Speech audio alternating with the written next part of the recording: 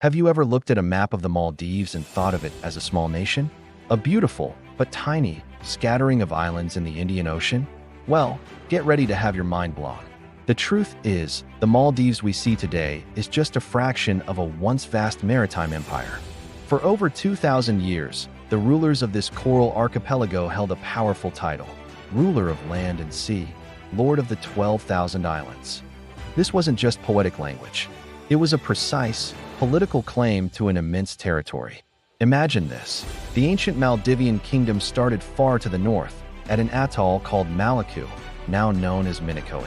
From there, it stretched southward in an unbroken chain of atolls, lagoons, and reefs for over 2,500 kilometers. That's longer than the distance from London to Moscow. It crossed the equator and only ended at the remote Chagos archipelago, including the island of Diego Garcia. Now, you might think it's still just a bunch of small islands. But for a seafaring people, the ocean was the true territory. When you measure the kingdom by its reefs, its lagoons, and the vital fishing zones around each atoll, the ancient Maldives covered more than 900,000 square kilometers of the Indian Ocean. That's 10 times its size today. And what about the 12,000 islands? That wasn't a literal count of just the land.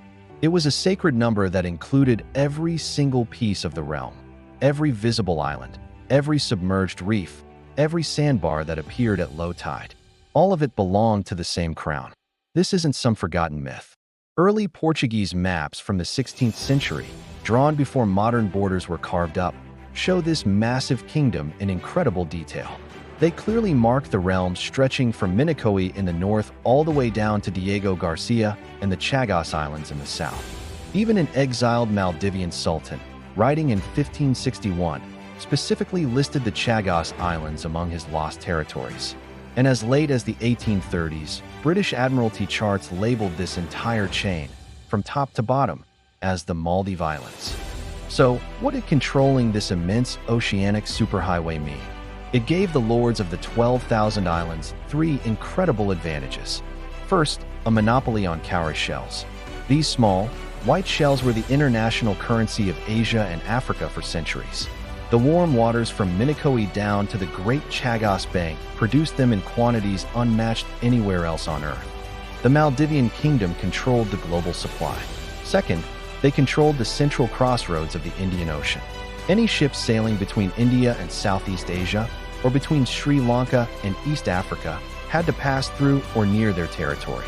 This gave them immense strategic and economic power. And third, it was a unified cultural realm. From the northernmost island to the southernmost, the people spoke dialects of the same language, Divahai. They built the same unique stone-plank boats, called odis, and they all pledged allegiance to the same throne in the capital, Male. It was only in the 20th century that colonial and post-colonial politics sliced up this ancient kingdom, shrinking it into the borders we see on maps today. Minicoy became part of India. The Chagos archipelago became a British territory. But here's the most fascinating part. Even after all this, the memory of the great realm was never erased. When the Maldives became a republic in 1968, the official presidential standard quietly kept the ancient motto, written in the elegant Divahai script: Lord of land and sea, sovereign of the 12,000 islands. Maps can be redrawn, borders can be moved, but the ocean always remembers. The story of the true Maldivian Empire is a powerful reminder that our understanding of history is often shaped by the lines on a modern map, and that the real story is sometimes much, much bigger. Thanks for watching. If you enjoyed this journey into the hidden history of the Maldives, don't forget to like, subscribe, and hit that notification bell for more stories that change the way you see the world.